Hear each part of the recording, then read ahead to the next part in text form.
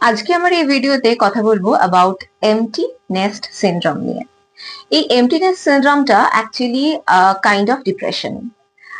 কি হয় এই এমটি নেস্টে সিনড্রোমে আমি আপনাদেরকে একটু বোঝানোর চেষ্টা করছি, অনেকেই হয়তো রেজোনেট করতে পারবেন। আম, বাচ্চা যখন হয় তখন মায়েরা যেটা শুরু করে সেটা হচ্ছে বাচ্চাটাকে প্রজেক্ট ভাবা শুরু করে দেয়, স্পেশালি যারা হাউস ওয়াইফ হয়।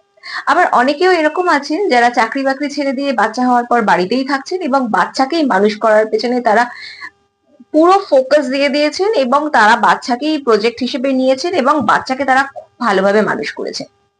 এবারে এসে গেছে সেই সময় যে সময় বাচ্চা বাইরে বিদেশে গিয়ে বা রাজ্যের বাইরে গিয়ে পড়াশোনা করবে বা চাকরি করবে এবং মায়ের পক্ষে বাড়ি ছেড়ে যাওয়া সম্ভব নয়, বাচ্চাকে ছাড়তেই হবে। তো বাচ্চাকে ছেড়ে দিয়েছে। এই সময় থেকে একটা ডিপ্রেশন, একটা প্রচন্ড হুহু ভাব, মানে ভীষণ ফাঁকা ফাঁকা ব্যাপার এটা শুরু হয়। কেন হয় আমি আপনাদেরকে একটু বোঝাচ্ছি। একটা বার্ড যখন তার নেস্ট তৈরি করে তখন সে প্রচুর এফোর্ট দেয় এবং সেই এফোর্টটা দিয়ে সে সেই নেস্টটাকে তৈরি করে, ডিম পাড়ে, ডিমগুলোকে তা দেয় এবং বাচ্চাগুলোকে ফিড করা থেকে শুরু করে প্রচুর প্রচুর কাজ মায়ের সেই সময়টাতে থাকে।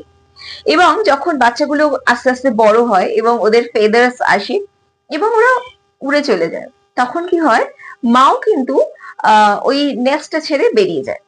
এবার এটা পাখি বলে তাদের পক্ষে সম্ভব, কিন্তু ইন রিয়ালিটি মানুষের পক্ষে সেটা সম্ভব নয়। তো মাকে কি করতে হয়, মাকে বাড়িতেই থাকতে হয় এবং তার মধ্যে এই ডিপ্রেশনটা, বাচ্চাকে মানুষ করার জন্য যে এতটা সময় দিলাম, সে জানে যে সে আর না বাচ্চাকে ফিরে পাবে না টাইম ফিরে পাবে। এখন বাচ্চার সময় হচ্ছে to fly, to explore the world, কিন্তু মায়েদের মধ্যে এই ডিপ্রেশনটা দেখতে পাওয়া যায়। অনেকেই হয়তো এই ব্যাপারটা ফিল করেন, কিন্তু এটা যে একটা কাইন্ড অফ ডিপ্রেশন সেটা হয়তো জানেন না। যদি ভিডিওটা আপনার কাছে যায় এবং আপনি রেজোনেট করতে পারেন এই সমস্যাটার সাথে, তাহলে অতি অবশ্যই কিন্তু কাউন্সিলিং বা কোনো মেন্টাল হেলথ প্রফেশনাল এর কাছে যান ফর হেল্প।